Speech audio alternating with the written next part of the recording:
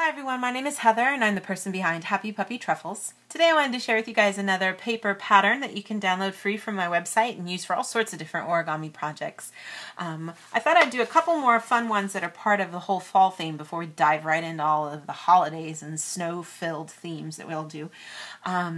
I think that when you look at Japanese origami paper, a lot of times you see, of course, cherry blossoms, sakura everywhere for the images. But then another common theme is this these autumn leaves. This is called Momiji.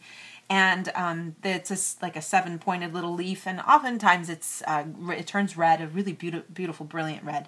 And just a real common part of the whole fall season here in Japan.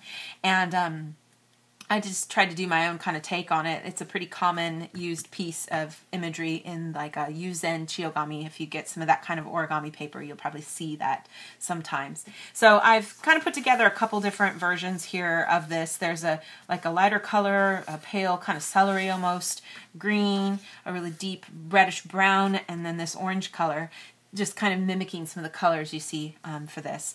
And I thought what I'd do today is I'm going to show you guys actually, if you have origami paper or construction paper even, you can use this to back up in the background and make a napkin holder for your Thanksgiving dinner table. And really any of the papers that I've done with these prints of these leaf patterns, they will all work really great for this. You can double up the patterns. You can use one of the other patterns I've already shown you guys and then double them up on the back if you want to too. That's totally up to you guys. But I'm just going to kind of show you guys how to do this particular folding with this paper. Now, you get the paper and you cut it out along that little gray line. Now, depending on how your printer works, this comes out a different size depending on the paper you're using, if you're using letterhead, if you're using US letter size, if you're using A4 like I was. I originally designed it to be 15 by 15 centimeters, but it actually prints at about 14.2 or something like that. So I cut my paper to match. You want them to be the same size.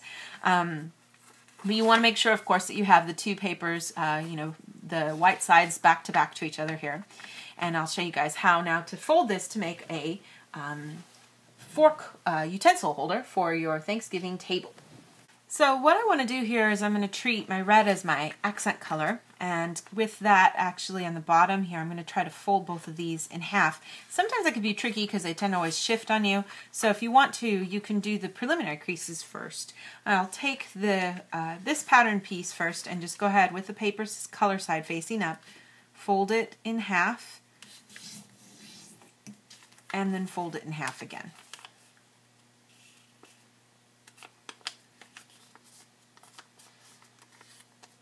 And I'm just going to do the same thing with the red too, but with the red side facing down.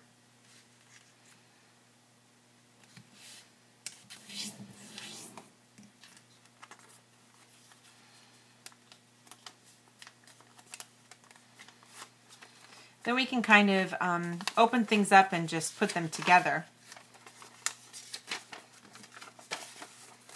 and get them to come together the way they need to here, so that you have this nice solid red part. Keep the open flaps up on top, and I'm just going to go ahead and take this first layer. Of course, I'm going to be taking two parts with me when I do this and fold it down. And you could choose, how much width you want to have for this, because there's no pattern in the way. You can choose how thick you want each of these lines of color to be. And then I could take the next two layers. This time we're going to be having a red layer showing, so I can get that to pull down here. And then the last part I'll get the accent color of that leaf pattern to come down to. So you should wind up with these three little flaps here, and then this nice color in the background too. And then you can just fold back the sides. And here, as I've shown you guys with this utensil before, you can choose how much of this you'd like to fold. If you like to just cut it off right where you've done here and kind of leave it a little wider, you can, or you can fold it all the way in. It just sort of depends, and it's just a point of preference really. I'm just going to kind of fold this over naturally here to get the same amount on each side if I can. And in my case, they just naturally kind of come to the center, which is good. But that gives me my little finished utensil holder. And then you can just put a little fork in there and you're good to go. And like I said, these are kind of fun to use for Thanksgiving, of course, if you want to have the kids help out and, folding, little napkin swans is too hard to do with all those starchy little napkins. You know, you can have some fun doing your very own origami ones, and then you can just toss them out. You don't have to waste all that time trying to launder your napkins when you're done with Thanksgiving dinner. So, but that's sort of just one of many ways you can use this kind of paper pattern. And you could have reversed it, and then you'd have, you know, the back to be all leaves and the accent colors to be red too. Either way works really good. So, but that's just one way that you can use this paper pattern. And I'll have some more patterns for you guys again soon. Thank you again always so much for watching, and we'll see you guys next time.